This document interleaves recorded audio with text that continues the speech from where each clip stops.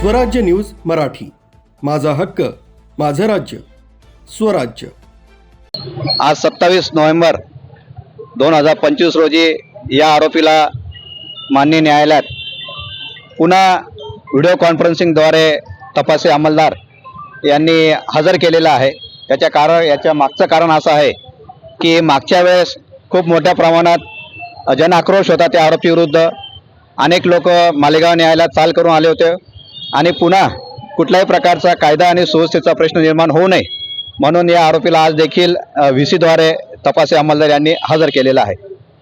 यामध्ये तपासी अंमलदार यांनी पुन्हा काही मुद्द्यांवर आरोपीचा 4 दिवस पोलीस कस्टडी रिमांड मिळावा असा विनंती अर्ज remand report police custody remand report माननीय न्यायालयात सादर करण्यात आलेला होता। त्याच्यामध्ये पूर्वीची जे काही कारणं होती त्या कारणावरूनच ज्या गुन्ह्यातलं जे काही हत्यार आहे ते अद्यापही आरोपीने काढून दिलेलं नाही आहे।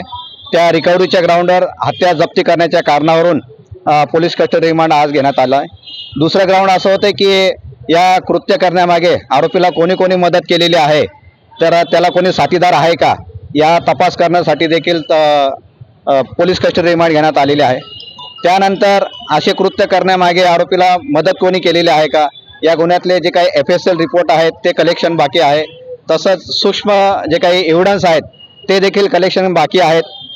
तपासी अंमलदार यांना या गुन्ह्याचा तपास सखोल करता यावा, डिटेल करता यासाठी सफिशियंट अपॉर्च्युनिटी मिळणे गरजेचं आहे। त्याकरता आज पोलीस कस्टडी रिमांड वाढवून मागण्यात आलं आहे आणि माननीय न्यायालयाने 1 डिसेंबर 2024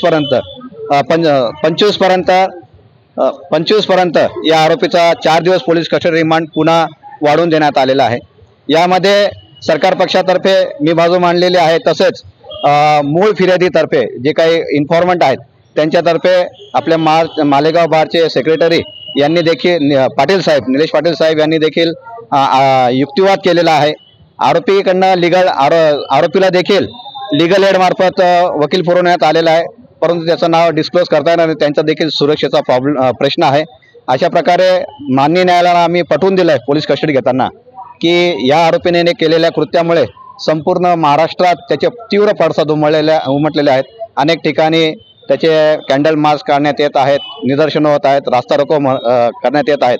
म्हणून हा गंभीर स्वरूपाचा विषय असल्यामुळे अतिशय कोल्ड ब्लडेड आणि ब्रुटल असा मर्डर असल्यामुळे त्याला पोलीस कस्टडी रिमांड वाढवून देण्यात यावी अशी विनंती करण्यात आली आणि माननीय न्यायालयाने 1 डिसेंबरपर्यंत पोलीस कस्टडी रिमांड दिली।